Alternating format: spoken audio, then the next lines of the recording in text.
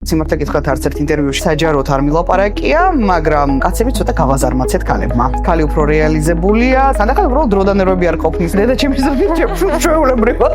მე მხოლოდ მადლობის თქმა შემიძლია დედაჩემისთვის. თეცადეთ კარგად გამოიძირო. რაღაცა ენერგია. ძილის მერე რაღაცა წმენა შემატარდა. ხოდარ. მოგესალმებით დედების პოდკასტში. დღეს ძალიან რთულ რეალურ საკითხებზე გვინდა ვისაუბროთ. რას ნიშნავს იყო დასაქმებული დედა? საკუთარი თავისთვისაც ცოტა დრო გრჩება, ამავე დროს გინდა რომ ბავშვსაც მეტი დრო დაუთმოთ. ამ თემასთან დაკავშირებით დღეს ჩვენი სტუმარი არის ყოველთვის საყვარელი მსახიობი ნინო მულაძე. ნინო, მოგესალმები.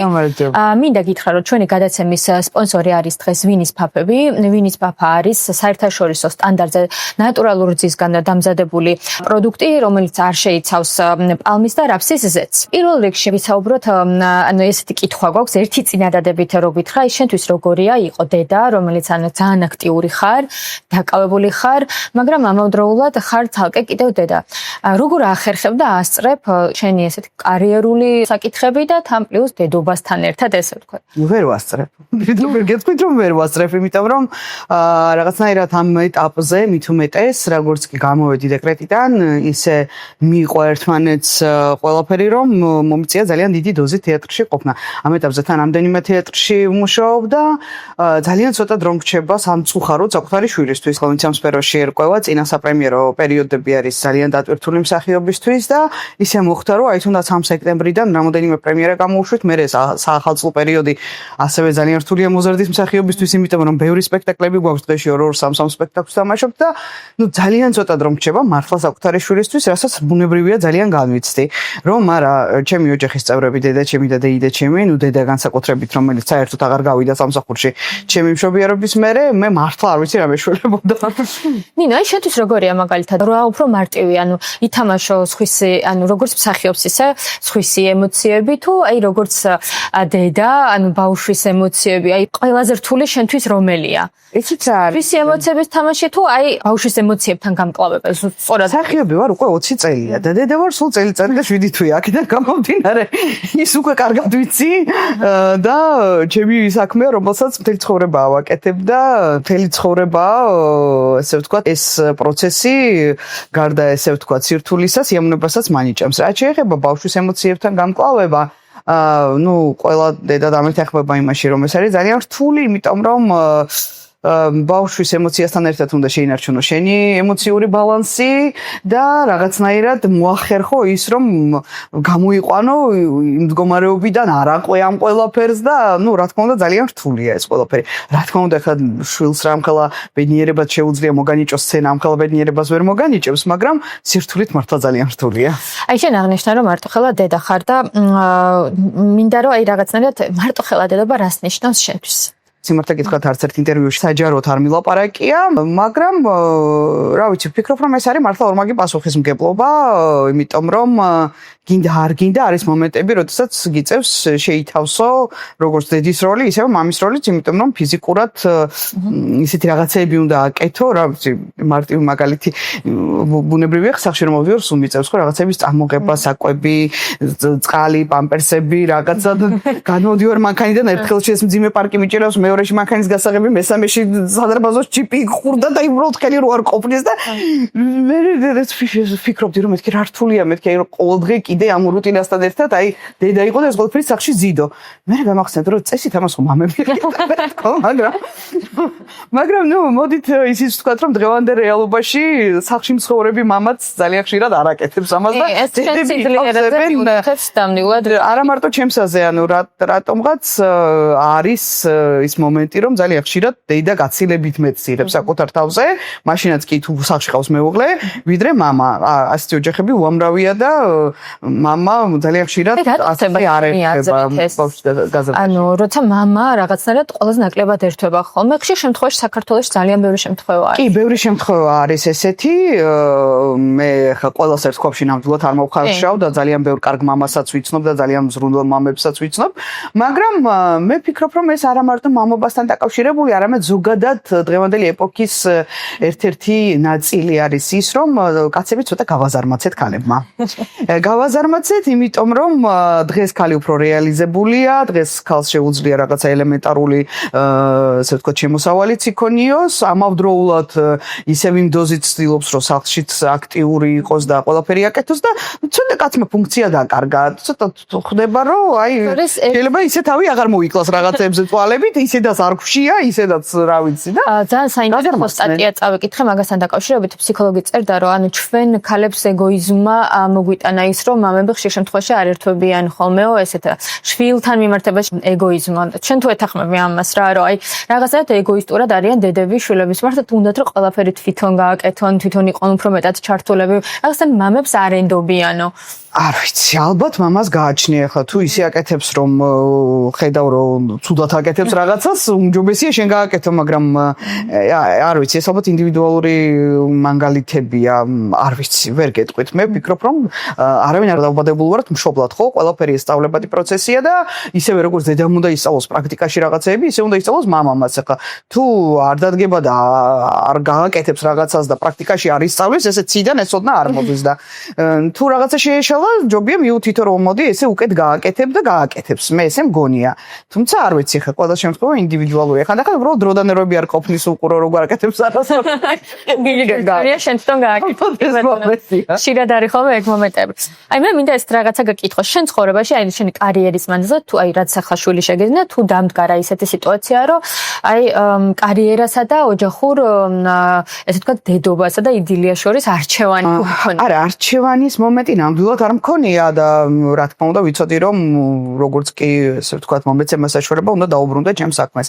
ერთადერთი ძალიან დიდი მადლობა ჩემს ორივე სამსახურს იმისთვის რომ დამაცადეს ცოტა მეტი დრო გამეტარებინა შვილთან და დაახლოებით სადღაც 9 თვემდე მოახერხე რომ ბავშვთან ყოფილიყავი და არ მომეწია ფლატ შვილის დატოვება და ისე გასვლა სამსახურში. თუმცა ნუ როგორც კი გავედი ისევ დამეწყო აი ეს გიჟური რეჟიმი დილიდან საღამომდე სამსახურში ყოფნა და ამის გამო ცოტა რეულასაკში დავამთავრებინე კიდევაც ლაქტაცია დავასრულე ცოტა ადრე სადღაც 9 თვეზე მეტი ვეღარ ვაჭამე, იმიტომ რომ მთელი დღე სამსახურში ვიყავი და მთელი დღე სამსახურში ყოფნის მერე მთელი ღამე რო კიდევ ათენებდი ამის გამო უბრალოდ ფიზიკურად ენერგია აღარ მყოფნიდა და ნუ რძეც შემცირდა იმის გამო რომ მთელი დღე არ ჭამდა და ნუ მივხვდი რომ ჯობია დავასრულო რა. ერთი ეს მომენტი არის რომელიც ცოტა დავაკელით ჩემს შვილს ჩემი პროფესიული ესე ვთქვათ აქტიური დაკავებულობის გამო.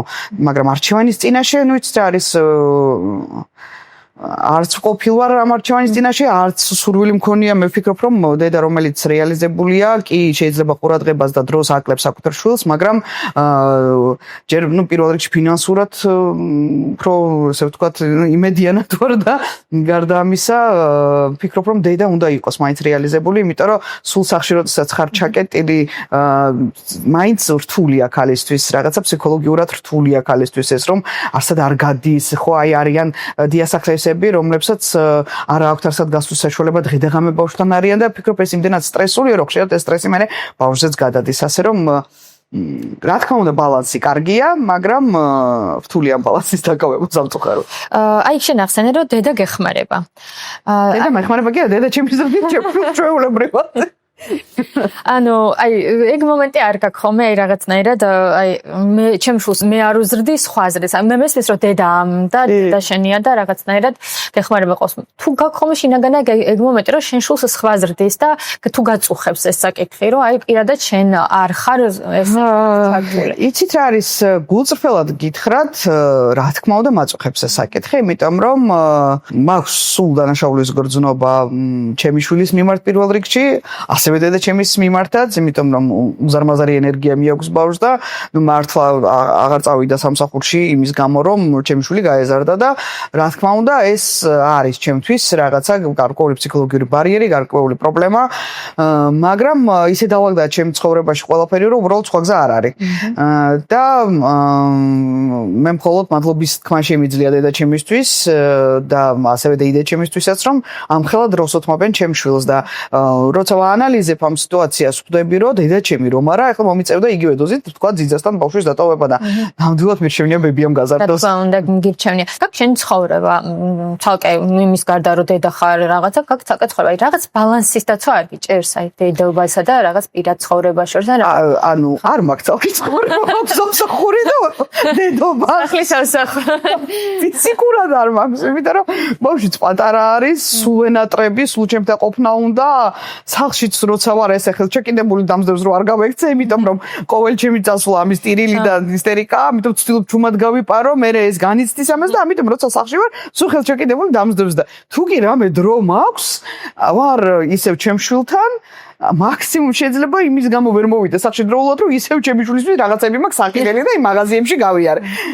არანაირი სხვადასხვაობებზე არ მაქვს და არ ვიცი ალბათ ცოტა რომ წამოიზრდება ან ბაღში რო შევა სკოლაში შეიძლება რაღაცა ერთვირზად ჩემთვისაც დამჭა სკოლა. მიუხედავად იმისა რომ გეხმარებიან და ძალიან დიდი მადლობა დედას დედას. მარტოობა თუ გიგრძნია? მაგის დროც არ მაქვს სიმართლე გითხრათ, იმიტომ რომ ვარ უფრო მარტოობა კი არა, უფრო დაღლის შეგრძნება მაქვს სულ, იმიტომ რომ სამსახურში ფორიაკობ, რაღაცა სულ რაღაცა პროცესში ვარ, სახლშიც რა თქმა უნდა სულ რაღაცა პროცესში ვარ და ანუ აი ეს მარტო დავჯექი ჩემთვის ამის დრო ფიზიკურად არ მაქვს რა.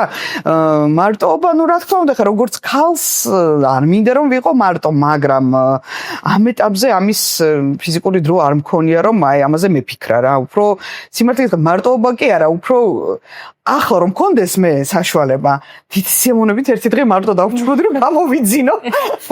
ეს იქნებოდა იდეალური ჩემ შემთხვევაში, მაგრამ ამის დროც სამწუხარო და ყველას ესე თქვა ნატრა არის გამოძინება. ყველა დედას ნატრა. ასურვოთ ყველას რომ გამოიძინოთ. ამ ყველაფერთან ერთად, რა თქმა უნდა, აი შენი შვილი პირველ ადგილზეა შენთვის მნიშვნელოვანია მისი ჯანმრთელობა, კვება.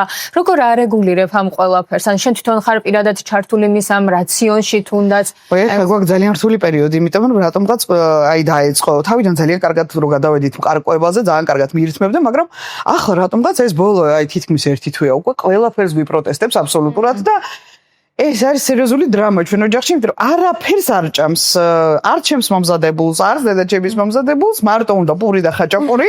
ხო შეუძლებელია მარტო ხაჭაპურზე იყოს 1 წლის და 7 თვის ბავშვი.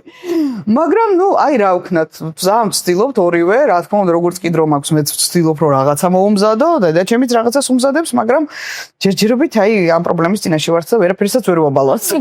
გირჩევთ ჩვენი სპონსორი ვინის ფაფებს, რომელიც ნატურალურია, ჯანსაღია და დარწმუნებული ვარ, რომ ძალიან ეწონება და აუცილებლად გასინჯას. აი, როცა უკვე კვებაც დალაგებულია პირობითად ახლა დალაგდება ასე თუ ისე, როცა იქნება და იპოვის თავის გემოს, ჩემი შვილი ჩემგან უფრო მეც იმსახურებს. აი, რაღაც ეგეთი მომენტი თუ გქონია. მე ვფიქრობ, რომ ეს გარკვეულწილად დანაშაულის განცდა ალბათ ყველა დედას აქვს, იმიტომ რომ ყველას გვინდა რომ ვიყოთ იდეალური დედები და რეალურად ეს შეუძლებელია. ამისთვის ყოველთვის უნდა ვიხსენებდეთ ფრაზას, რომ ბავშვს არ ჭირდება იდეალური დედა, ბავშვს ჭირდება უბრალოდ კარგი დედა. მაგრამ ეს კარგი დედობაც ძალიან პირობითი საკითხია, ხომ ასე, ყველა სხვადასხვანაირად გვესმის ეს და ყველა სხვადასხვანაირად აღვიქვავთ ამას ახლა. მე მაგალითად მაქვს ეს მომენტი, რომ ჩემი შვილი უფრო მეტ დროს და ყურადღებას იმსახურებს ჩემგან, რასაც ვერ ვაძლევ.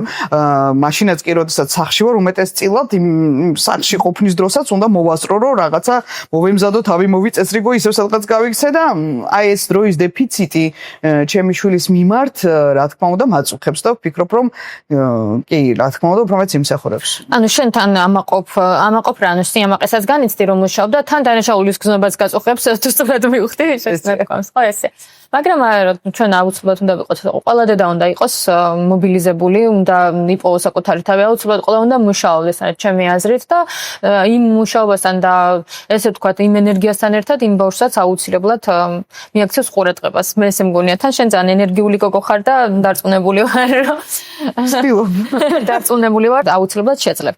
გადაღებებზე ახლა შენ ხარ ახლა ძლიერი ქალი, იმიტომ რომ შენი როლი მორგებული გაქვს, ესე ვთქვათ, იცი ზუსტად რა უნდა გააკეთო რაღაცა. როცა მოდიხარ გადაღებებიდან ხარ ძალიან დაღლილი, როგორც აღნიშნე შენ თვითონაც. აი როგორ ინარჩუნებ პირობითად, აი შენ ბავშვს როგორ დაანახებ, რომ აი დაღლილი არ ხარ, მასთან შეგიძლია რომ ესე ვთქვათ როგორ ამ ეტაპზე სამწუხაროდ გადაღებები არ მაქვს, თეატრში ვარ ძირითადად სულ დაკავებული, მაგრამ მინდა გითხრათ, რომ თეატრიც კი არა და თეატრი უფრო დამღლელია, ვიდრე ვთქვათ ფილმის ან სერიალის გადაღება. გაცილებით მეტ ენერგიას მოითხოვს და გაცილებით მეტ დროს მოითხოვს. ხო, რა თქმა უნდა, მოვდივარ დაღლილი, მაგრამ ვცდილობ ავყვე თამაშში, რომელსაც მთხოვს. სხვა გზა არ არის, რა თქმა უნდა. ერთადერთი ის არის, რომ ბავშვია მაინც და შედარებით ადრე იცინებს და მან ვანაზგაურებ, რომ მეც მასთან ერთად ვცდილობ დავიძინო ხოლმე ცოტა ადრე. და აი ამ ესე ვთქვათ ადრე დაძინებაში ვცდილობ ავანაზგაურო ის ენერგია, რომელსაც ვკარგავ, მაგრამ რომ მოდიხარ, ხა როგორი დაღლიც არ უნდა იყო, რა თქმა უნდა, ეთამაშო, მოუარო, აბანაო და ასე შემდეგ რა ვქნა. აი საკუთარი თავისთვის დათმობილი დრო შენთვის როგორ ვფიქრობ? ფუფუნებად მიგაჩნია თუ აი აუცილებლად უნდა დაუთმოთ ეს დრო საკუთარ? მე რომ მქონოდა საკუთარი თავისთვის დრო, პირველ რიგში დავიცავდი სწორკვებას, იმიტომ რომ ძალიან მაწუხებს ეს კილოგრამები, რომ ახლა გამხდარი არასოდეს არ ყოფილვარ, მაგრამ მშობიარობის მერე რაც მოვიმატე, ვერაფრით ვეღარ დავიკელი და პირველ რიგში იმიტომ ვერ ვიკნებ, რომ არ მაქვს ჩემი საკუთარი თავისთვის დრო, რომ რაღაცა ის ჯანსაღი ყვება ვიმზადო და საათები დავიცვა. ეგ ერთ. მეორე აგერ შილაკი ნახეთ, რო ჩხილზე დიდი. უბრალოდ ვერ მივედი რომ მოვიშორო და გადამიტყდა ის. ანუ არ მაქვს იმის ფუფუნება ჩემთვის მართლა. არ მაქვს იმის საშუალება რომ კიდევ საკუთარ თავზე ცალკე დრო გამოვყო რა. იცით რა, ახლა მე იმედი მაქვს რომ ახლა მაინც გამომიჩნდება რაღაცა დრო, იმიტომ რომ ეს ახალი წლები მთლად საგიჟეთი იყო ჩვენთვის, იმიტომ რომ რაღაცა მიყოლებით გამოუშვი ორი პრემიერა, ამ ორი პრემიერის მერე ეგრევე საახალ წელს გაპრები დაგვეწყო და ის საგიჟეთი იყო რა, მართლა ვერაფრისთვის ვერ მოვიცვალე და რა ვიცი, იმედი მაქვს ახლა ცოტა მაინც დავლაგდებ.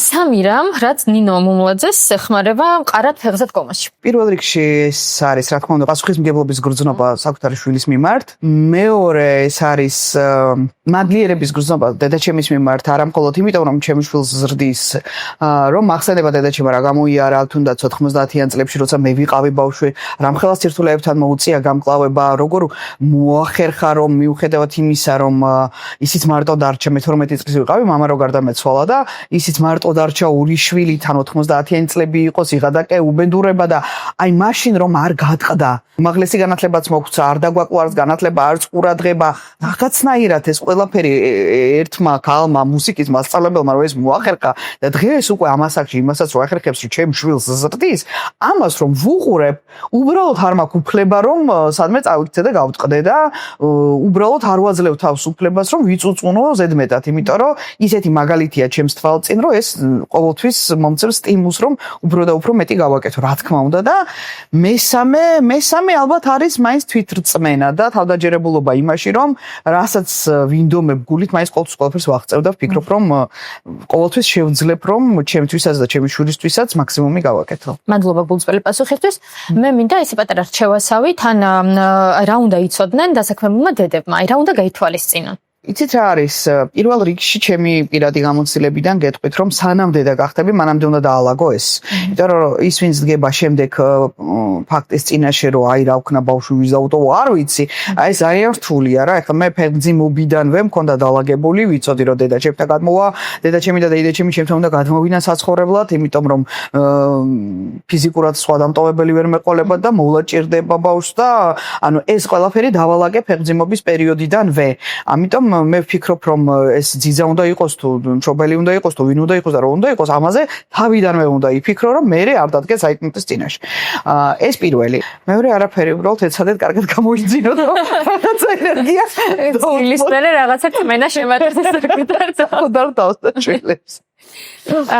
შენ ცხოვრებაში თუ არის ან იყო ეგეთი რამე, რაც დედობის გამო უარი თქვი და დღემდე ანუ კი არა, უფრო გაწუხებს რა ეს საკითხი. დედობის გამო? თუ იყო რამე ეგეთი? არა. არა, ჯერჯერობით, მადლობა, მერტარბერები არ ყოფილა. ვიცი რა არის, იმდენად დიდ ასაკში გავხდი დედა. და იმდენად ესე ვთქვათ, ყველანაირად ფსიქოლოგიურად, ემოციურად თუ ყველანაირად უკვე მზად ვიყავი ამისთვის, გააზრებულ ასაკში მომიწია ძალიან ბავშვის გაჩენა და ესე ვთქვათ თუ სიტყვაზე შეიძლება 18 ან 20 წლის გოგომ რაღაცა არ ვიცი, თუნდაც გარსობის ბიზნი დაიკლოს რაღაცა ბავშვისთვის, მე ვფიქრობ, რომ საკმაოდ მრავალფეროვანი ცხოვრება გავიარე. მადლობა ღმერთს, ყოფილი ვარ იმით, რაც ცხოვრებაში გადამხდა, თუნდაც კარიერული თვალსაზრისით, თუნდაც მეგობრები ყოველთვის კარგი მყავდა, ყოველთვის მქონდა იმის საშუალება, რომ რა ვიცი, ვიმოგზაურო კიდევაც, გავერთო კიდევაც. ვფიქრობ, რომ რაღაცა ის ესე ვთქვათ, რაღაცა ჭირვაი, რაღაცა დამატება არ გაგვჭირდება რომ ან კარიერულად იმის გამო რომ შვილი მყავს, ვერ გავყევი რაღაცა პროფესიას, ანუ ეგეთი რაღაცეები მე ასე თუ ისე დავიკმაყოფილე ამ ასაკამდე რა და ახლა ნამდვილად უკვე იყო ის დრო რომ ეს ნაბიჯი გადამედგა და მიუხედავად ამისა რომ ამ ასაკში გადავდგე, ხო ხედავთ მაინც ვახერხებ რომ პროფესიულად რაღაცა ახალ სიახლეებს ჩავეჭიდო და მნიშვნელოვანი რაღაცები ვაკეთო. და მაინც დედის გარეშე, დახმარების გარეშე ამ ყველაფერს შეძლებდი? არა, ვერანაირად. ვერანაირად ვერ შევძლებდი, იმიტომ რომ ჩემი ორი თეატრის, რომელშიც ვარ სტაჟში, მის გარდა კიდევ ერთ სპექტაკლში მივიღე მონაწილეობა ახლა მიწვევით კამერულ თეატრში და ჩემთვის ძალიან საინტერესო სპექტაკლი იყო და ძალიან საინტერესო როლი იყო და კარიერულად ჩემთვის იყო ძალიან მნიშვნელოვანი.